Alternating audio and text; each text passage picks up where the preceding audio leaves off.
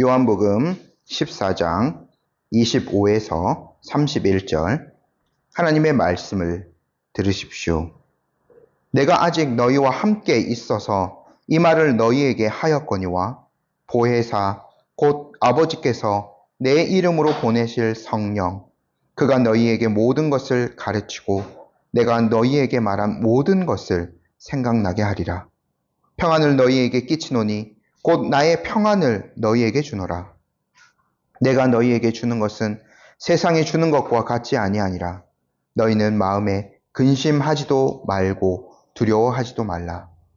내가 갔다가 너희에게로 온다 하는 말을 너희가 들었나니 나를 사랑하였더라면 내가 아버지께로 감을 기뻐하였으리라. 아버지는 나보다 크심이라. 이제 일이 일어나기 전에 너희에게 말한 것은 일이 일어날 때에 너희로 믿게 하려 함이라. 이후에는 내가 너희와 말을 많이 하지 아니하리니 이 세상에 임금이 오겠음이라. 그러나 그는 내게 관계할 것이 없으니 오직 내가 아버지를 사랑하는 것과 아버지께서 명하신 대로 행하는 것을 세상이 알게 하려 함이로라. 일어나라 여기를 떠나자 하시니라. 아멘. 지난주에 저희가 예수님의 다락방 강화 중에 가장 핵심적인 내용 중에 하나를 살펴보았습니다. 예수님이 제자들에게 불안해할 필요가 없다. 오히려 내가 떠나가는 것이 너희에게 유익이 될 것이다. 말씀하셨던 궁극적인 이유가 밝혀졌죠.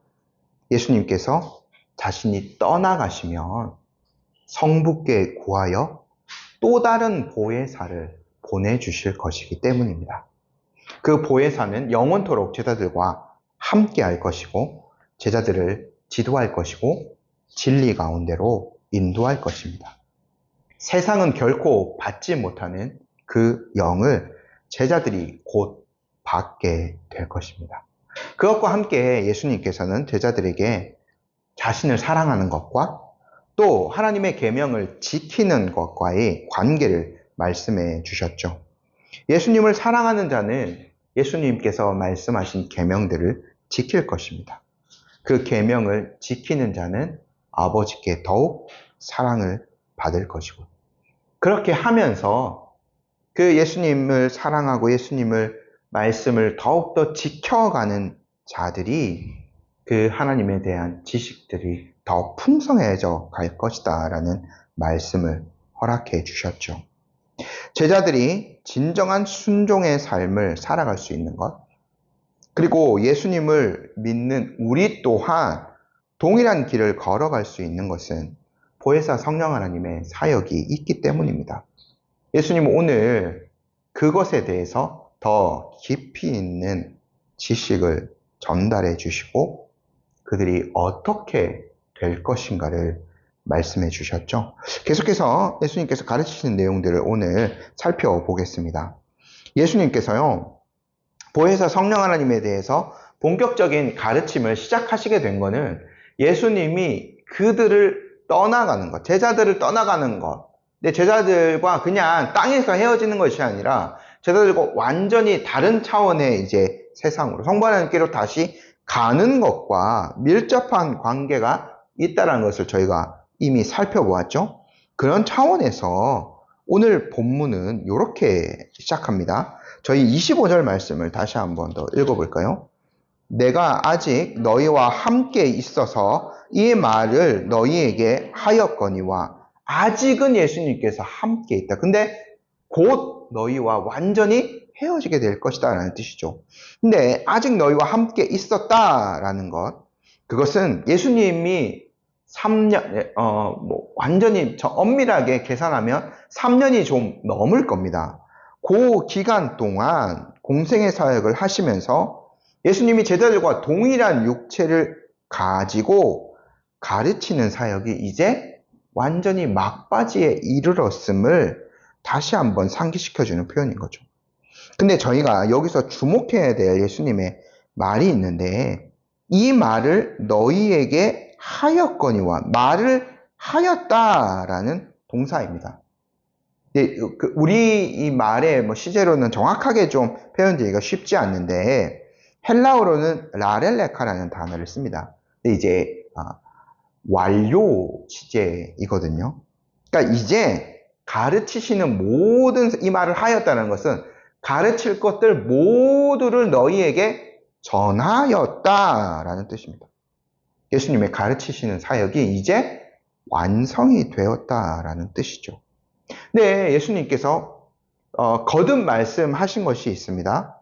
예수님은 나는 자의로 말하지 않는다. 내가 너희에게 이르는 말은 다 성부 하나님께서 주신 것이다 라는 말씀을 하셨죠. 예수님의 말씀, 예수님의 가르치심은 성부 하나님의 뜻과도 직결되는 겁니다.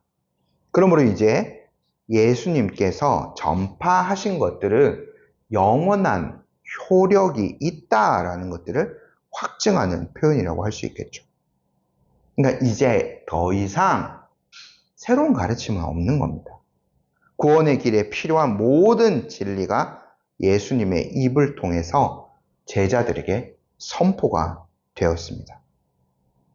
그래서 제자들을 통해서 이 복음서들이 기록되어졌고 이 말씀을 통해서 그 뒤로 있는 모든 교회와 오늘 우리까지 하나님의 뜻을 명확하게 파악하고 예수님을 믿고 구원 얻는 삶을 살아갈 수 있지 않습니까?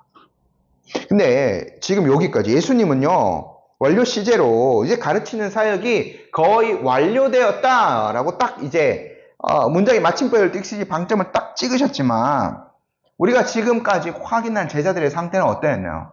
14장에서만 봐도 3명의 제자의 이름이 드러납니다. 첫 번째, 맨 처음에 도마가 나오죠. 근데 도마는 주께서 어디로 가시는지 우리가 알지 못합니다 라는 무지를 드러냈어요. 두 번째, 빌립. 빌립은 예수님께서 아버지와의 관계를 말씀하셨을 때 하나님 아버지를 보여주시면 만족하겠다라고 요청했어요. 이것도 굉장히 말씀에 무지한 그런 질문이었죠. 가룟이 아닌 그 다른 동명이인의 유다가 어찌하여 세상에 더 널리 자기를 나타내지 않습니까? 라고 예수님 앞에 질문했습니다. 근데 이것도 굉장히 예수님의 사역을 잘 모르는 무지에서 나온 것이었죠. 여전히 제자들은 부족함 가운데 있었어요.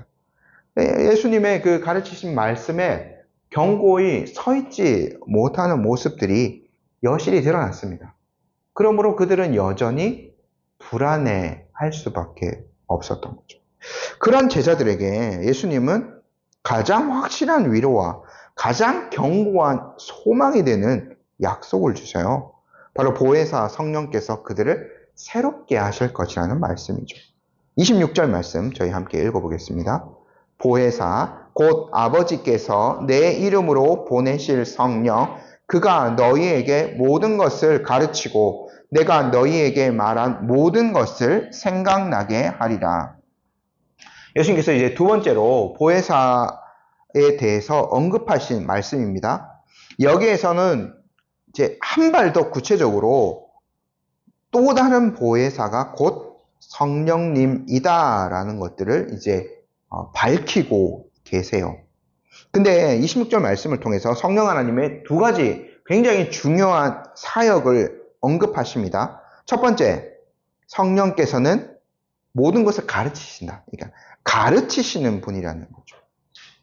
성령 하나님 제자들에게요, 모든 것을 가르친다라고 예수님 말씀하고 계세요.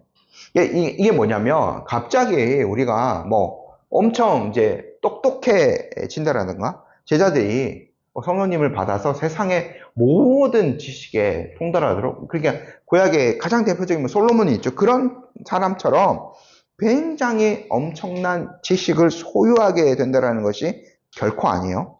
여기서 모든 것을 가르친다는 것은 이 바로 앞에서 25절에서 예수님이 말씀하신 예수님께서 다 전하였다라고 하신 그 말씀을 가리키는 거죠.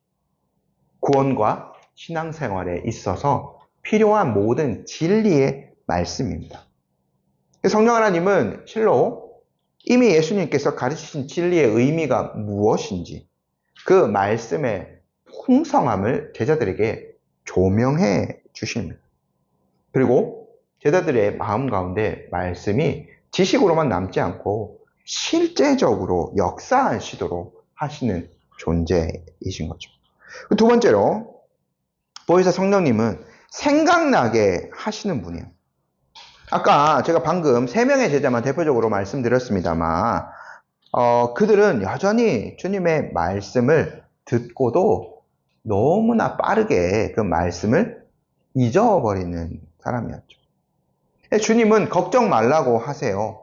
왜요? 성령 하나님께서 그 모든 것들을 생각나게 해 주실 것이기 때문에. 저희가 한번 생각해 봅시다. 우리 아이들도 뭐 이제 학교에서 씨앗을 심고 뭐 집에서도 키우기도 하고 그렇게 하는데 며칠 동안은 땅 속에서 보이지가 않습니다. 물을 주어도 자라는지 아니면 땅 속에서 썩어버렸는지 확인할 수가 없어요. 근데 물을 꾸준히 주고 기다리다 보면 씨앗 안에 생명이 있기 때문에 어느 순간에는 싹을 틔우고 자라납니다. 예수님께서 제자들에게 말씀을 주셨을 때 씨앗이 심겨지는 것과 같죠. 그들 안에 뭔가 보여지는 것 같지 않아요. 여전히 제자들은 연약함 가운데 있지 않습니까? 하지만 성령님께서 오셨을 때 그들의 모습이 어떻게 되었나요? 주님의 말씀이 정말 살아있는 말씀이다라는 것들이 확인되어지죠. 나중에 저희가 몇 년 전에 사도행전을 먼저 보았습니다만 베드로의 설교, 베드로와 요한이 공회 앞에서 담대하게 예수님의 이름을 말하는 것, 얼마나 그들이 다른 사람이 되었는가를 보지 않았습니까?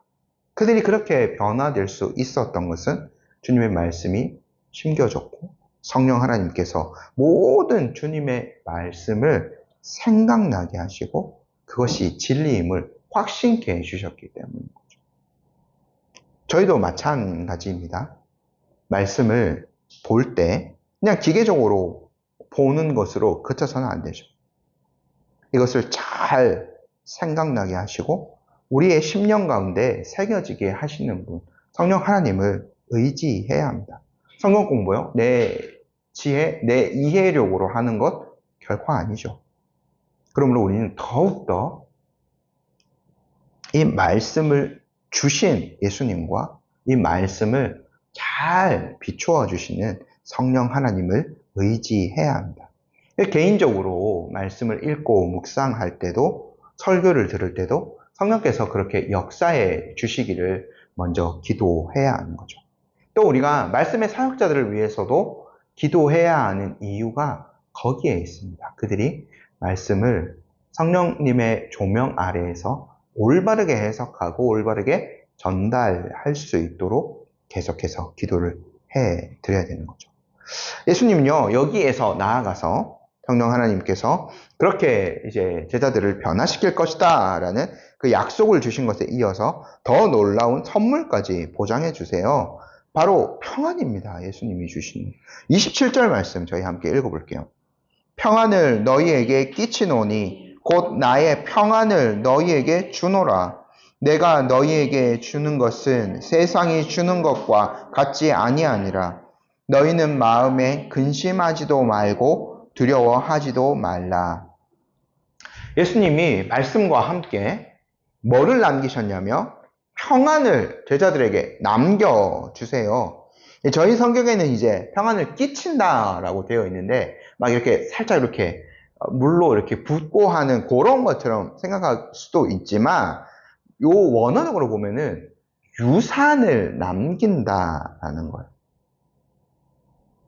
그러니까 저희 저희는 뭐 아직 유산을 남긴 사람이 없는 것 같습니다만 유산이라는 것은 이 유언하는 사람의 그 말이 법적으로 효력을 가진다라는 거예요. 그래서 죽기 전에 미리 유언을 남겨놓고 이제 그 유언한 사람이 사망을 하게 되면 거의 법과 동일한 효력을 지니게 돼요. 그래서 그 말씀대로 유언이 집행되는 되게 되는 거죠.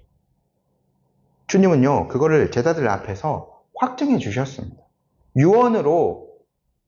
유산으로 제자들에게 자신의 평안을 남겨주신 거죠.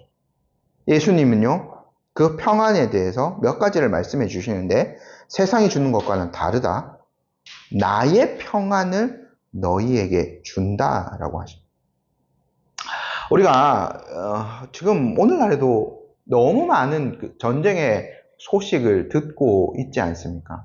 제가 아주 어렸을 때 걸프전, 중동에서 이제 걸프전이라는 전쟁, 그 생중계로 TV를 보면서 좀 엄청난 그런 충격을 받았는데, 아직도 중동에서 전쟁의 소식이 들려오고, 러시아와 우크라이나 전쟁, 몇 년째 끝나지 않은 전쟁의 소식들이 들려옵니다. 얼마나 안타깝고, 우리가 그것을 통해서 인간의 그 타락을 또 볼 수 있지 않습니까? 근데 세상이 말하는 평안이라는 것은 그런 갈등이나 문제가 없는 상태, 즉 전쟁이 없는 상태를 의미해요. 지금 예수님이 그걸 염두에 두고 세상에 주는 평안을 말씀하신 거예요. 예수님 당시에 지금 유대인들은 나라가 사실은 없죠. 로마의 식민지로 살아가는 거예요. 근데 로마는 겉보기에는 로마의 엄청난 힘으로 그런 평화를 유지하는 것처럼 보입니다. 전쟁이 없는 상태를 만든 것 같아요. 근데 이미 그 전에 칼과 폭력으로 그런 상태를 만들어 놓은 거죠. 위태로운 평화라고 할 수밖에 없습니다. 언제나 다시 전쟁이 일어날 수 있고 폭력적인 사태가 발생할 수 있어요. 당장 예수님이 그 성전에 대해서 말씀하셨는데 몇십 년 뒤에 엄청난 그런 폭력으로 예루살렘 성전이 완전히 파괴되어 버리지 않습니까? 근데 예수님이 주시는 평안, 이것은 외적인 조건에 좌우되는 것이 아니에요. 우리가 잘 압니다. 샬롬이라는 단어, 평안이라는. 근데 단순히 문제가 없는 상태를 가리키는 단어가 아니에요. 반드시 이 샬롬에는 하나님과의 올바른 관계가 전제가 되어집니다. 절대자이신 하나님 안에서 오는 풍성함, 온전함을 의미하는 단어인 거죠. 또 구속사적으로는요, 이 평안은 오직 예수 그리스도를 통해서만 받을 수 있어. 나의 평안이라고 말씀하시지 않았나? 예수님께서 십자가에서 죽으셨고 그 대속의 사역으로 말미암아 우리의 죄가 하나님 앞에 용납되지 않습니까? 그리고 하나님과의 결코 맺을 수 없던 그 화평한 관계가 이루어지지 않습니까? 이 평안을 예수님께서 주시겠다 하신 거예요. 예수님이 주시는 평안은 그러므로 고난이나 박해가 없는 그런 상태가 아닙니다. 우리를 둘러싼 모든 폭풍 후 혼란 속에서도 우리의 영혼의 중심을 굳건히 지켜주시는 내적인 평정심을 말씀하는 거예요. 예수님께서 이미 그 모든 사역들을 이루셨기 때문에. 예수님이 친히 이것을 보증하기 때문에 제자들에게 다시 한 번 더, 두 번째예요. 마음에 근심하지도 말고 두려워하지도 말라. 저희가 14장 초반부에 살펴봤는데 동일한 말씀을 하시는데 여기서 하는 표현은 예수님은 명령문이에요. 내가 이런 사역들을 다 이룰 것이고 내가 사람이 누릴 수 있는 하나님과의 관계에서 올 수 있는 진정한 평안을 너희에게 줄 것이다. 너희에게 이미 유언으로 상속되어져 있다. 나의 죽음을 통해서 그거 딱 실행되고 너희에게 전달되어질 것이다. 예수님이 말씀해 주신 거죠. 그래서 명령어로 근심하지 마라. 두려워하지도 마라. 예수님이 말씀해 주신 거예요. 그리고 난 다음에 예수님께서 제자들이 슬퍼하는 이유를 짚어주세요. 자신이 떠나가는 거에 대해서. 28절 말씀 저희 함께 한번 읽어보겠습니다. 내가 갔다가 너희에게로 온다 하는 말을 너희가 들었나니 나를 사랑하였더라면 내가 아버지께로 감을 기뻐하였으리라. 나는 아버지는 나보다 크심이라. 제자들이 왜 기뻐해야 된다고 하시나요? 예수님이 아버지께로 가시는데 그 아버지가 나보다 더 크시기 때문에 제자들이 기뻐야 된다고 하시는 거예요. 근데 우리가 요 말씀을 오해하지 말고 봐야 됩니다. 예수님이 성부 하나님보다 본질적으로 열등하다라는 것이 결코 아니에요. 이 초대교회에서 굉장히 이것이 논란이 되었는데, 이미 예수님께 저희가 10장에서 살펴봤는데 10장 30절 말씀에 나와 아버지가 하나이다라고 예수님 말씀하셨어요. 동일한 권능과 영광을 지닌 존재라는 거죠. 근데 여기에서 예수님이 아버지가 더 크시다 하는 것은 본질적인 차이를 나타내는 표현은 아닙니다. 구속사적인 경륜 안에서 역할, 지위의 차이인 거죠. 성육하신 예수님께서는 자발적으로 종의 형체를 입으셨습니다. 아버지께 순종하는 아들의 지위에 서셨어요. 이것이 성육신의 신비인 거죠. 근데 예수님께서 이제 곧 십자가의 그 죽음을 통해서 단 한 번에 온전한 제사를 드리시고 구속사역을 완성하시고 부활을 통해 사망을 이기시고 본래 자신이 계셨던 자리, 아버지의 보좌 우편으로 돌아가시는 그 일이 이루어질 것이다 말씀하셨어요. 그렇기 때문에 그것은 슬퍼할 것이 아니다라는 거죠. 인류 구속사역의 완성이기 때문에 가장 큰 기쁨의 사건이라 할 수 있는 거죠. 제자들에게 또 주님의 자녀로 부름받은 우리에게 유익이 되는 사건입니다. 그래서 주님께서 이 말씀을 미리 제자들에게 알려주신 거예요. 29절 말씀 함께 읽어볼게요. 이제 일이 일어나기 전에 너희에게 말한 것은 일이 일어날 때에 너희로 믿게 하려 함이라. 이 모든 것들을 미리 제자들에게 말씀하여 주십니다. 그러면 이게 우연히 아니면 지금 예수님이 이 다음부터는 아주 강한 자들의 손에 넘어가거든. 종교 권력자들의 손에 넘어가고 로마의 총독의 손에 넘어가고 이 사람들에 의해서 일이 일어나는 것이 아님을 예수님은 미리 말씀해 주신 거예요. 예수님이 주체가 되어서 성부 하나님의 계획에 전적으로 순종이 되는 것이 이루어지는 것을 제자들이 보게 될 거예요. 그러면 그들의 믿음이 더욱더 굳건하게 되는 거죠. 자, 이제 예수님의 말씀이 점점 절정으로 치닫고 있습니다. 30절 말씀 저희 함께 한번 볼게요. 이후에는 내가 너희에게 말을 많이 하지 아니하리니 이 세상에 임금이 오겠음이라. 그러나 그는 내게 관계할 것이 없으니. 예수님이요, 이 세상에 임금이 곧 오겠다 말씀하시는데 이 세상의 임금은 사탄입니다. 근데 저희가 지금 제자들과 예수님이 함께 계시는 장면, 지금 11명의 제자와 함께 계세요. 지금 가룟 유다는 이미 이제 13장 말미에서 예수님을 팔려는 계획을 실행하러 어둠으로 가버렸죠. 근데 이제 그가 가고 난 다음에 요 다락방 강화가 시작된 건데, 동시에 저희가 한번 상상력을 발휘해서 생각해 본다면 나머지 11명의 제자가 주님의 입으로부터 나오는 이 놀라운 은혜의 말씀을 듣고 있을 때 가룟 유다는 자신의 그 계획, 예수님을 팔려는 계획을 실행하고 있어요. 공회에 가서 예수님이 어디에 이제 가실 것이고 내가 구인들과 함께 가면 예수님을 여기에서 잡을 수 있을 것이라는 그 계획을 말하고 있고, 그 대가로 그들로부터 상당한 양의 돈을 받았을 것입니다. 근데 요한이 기록해 놓았죠. 가룟 유다는 사탄에게 사로잡혀서 그런 일을 한 겁니다. 자신을 사탄에게 내어준 거죠. 그러니까 지금 사탄이 극렬하게 힘을 발휘하고 있고 그 어두운 계획을 실행시키려 하는 것이 이제 이루어지고 있는 거죠. 근데 예수님께서 여기서 그는 사탄이라고 할 수 있죠. 내게 관계할 것이 없다라고 말씀하세요. 조금 더 풀어서 얘기하자면 사탄은 내 안에서 차지할 것이 아무것도 없다라는 말씀이세요. 이게 무슨 뜻이냐면 사탄이요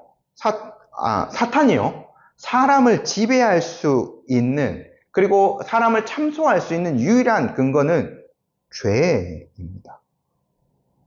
첫사람 아담을 죄로 타락하게 만들어서 노예로 만들어 버렸죠.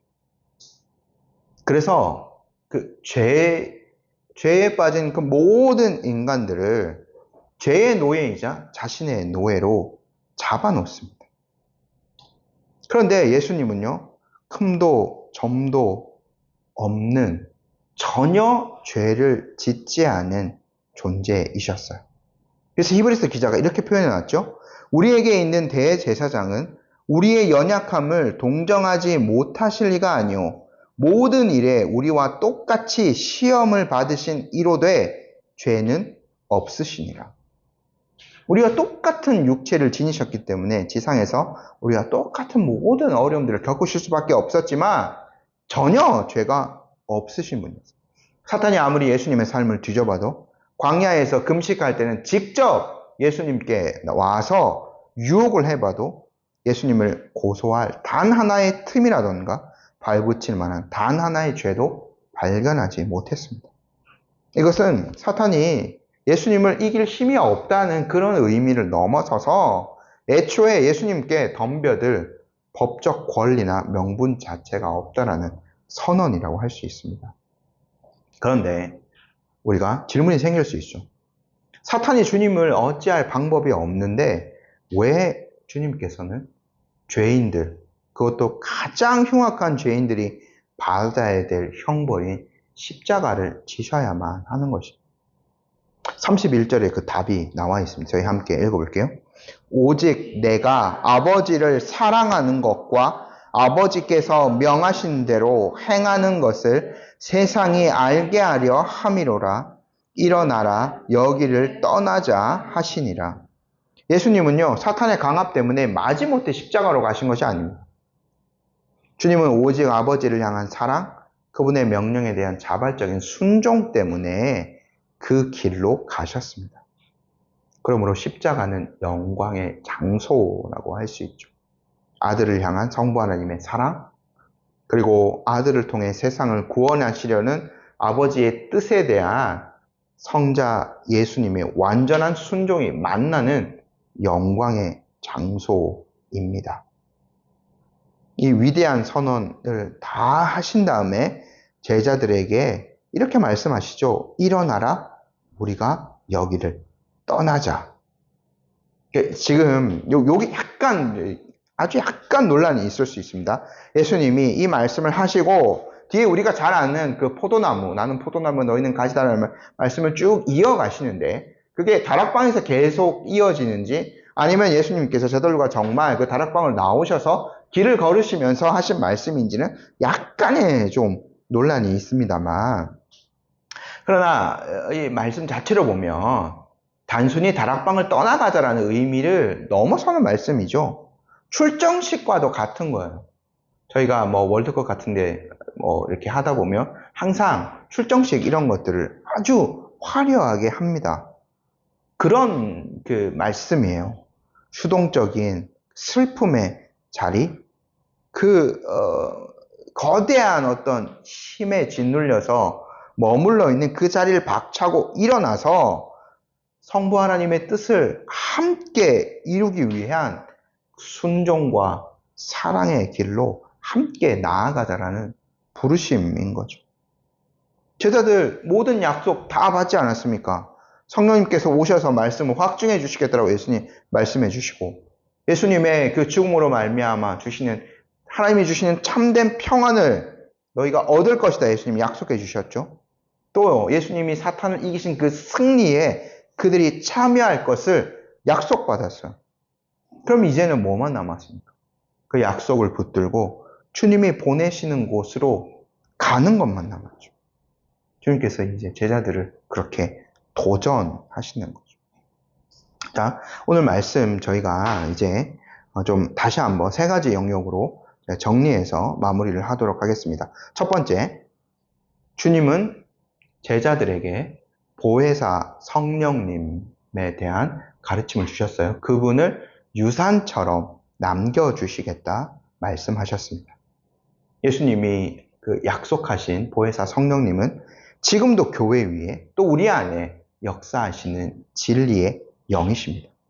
그분은 그리스도의 말씀을 가르치고 생각나게 하시는 영원한 스승이라고 할 수 있죠. 제자들은 일시적으로 평안이 없는 상태에 처했습니다. 그때도 주님은 보혜사 성령님에 대한 확신을 주셔서 그들을 견고하게 세우고자 하셨어요. 그래서 오늘도 우리가 첫 번째로 구해야 할 것이 뭐냐면 하나님의 말씀이고, 또 그 말씀을 성령께서 잘 조명해 주셔서 우리의 심령 가운데 그 말씀이 신속하고도 정확하게 역사하는 것이 되어야겠습니다. 두 번째, 주님은 제자들에게 세상이 줄 수 없는 평안을 유산으로 남겨주셨어요. 이것은 하나님과의 화목한 관계에서 오는 평안이라고 말씀을 드렸습니다. 외적인 환경에서 오는 것이 결코 아닙니다. 우리가 삶의 여러 문제들 앞에서 한번 우리의 그 평안을 점검해 보았으면 좋겠습니다. 그 믿음의 어떤 조건들, 내가 정말 어떤 기뻐하는 그 기쁨의 조건들, 내가 정말 평정심의 상태를 유지하는 그것들이 내가 예수님이 말씀하신 그 세상에 주는 평안, 어떤 문제가 없는 그 상태로만 그 모든 것들을 누리려 하지 않았는지 우리를 한번 점검해 봅시다. 정말 평안을 누리기 위해서 하나님과의 관계를 먼저 점검해 보고 있는가? 평안을 누리기 위해서 십자가에서 모든 것을 완성하신 주님의 공로를 붙들고 있는가를 한번 점검해 보셨으면 좋겠습니다. 세 번째, 주님은 우리에게 사랑으로 순종하는 삶의 본을 유산으로 남겨주셨습니다. 주님이 이루신 승리는 세상의 임금이 어떠한 해도 가할 수 없는 완전한 승리였죠. 그러나 예수님께서는 오직 아버지의 뜻을 이루기 위하여 그분을 사랑하셨기 때문에 순종의 길, 즉 고난의 길을 걸어가셨습니다. 그 삶을 제자들에게 도전하셨고 오늘 우리에게도 도전하고 계십니다. 일어나라, 우리가 여기를 떠나자라고 말씀하신 주님의 명령을 기억하셨으면 좋겠습니다. 우리의 그 무기력의 자리, 무지의 자리, 슬픔의 자리에만 머물러 있다면 거기에서 박차고 일어나서 주님께서 이미 약속하신 것들이 제자들에게 1차적으로 약속하셨지만 동일하게 제자들을 통해서 세워진 교회에 지체된 우리에게도 똑같이 유산으로 주어졌음을 우리가 믿으셔야 됩니다. 주님이 주시는 평안, 성령의 능력, 승리는 우리에게도 보장되어 있습니다. 그래서 우리가 슬픔, 무지, 무기력의 자리에서 벗어나서 주님이 명령하신 뜻을 힘있게 이루어갈 수 있는 그런 모든 성도님들이 되셨으면 좋겠습니다. 아멘.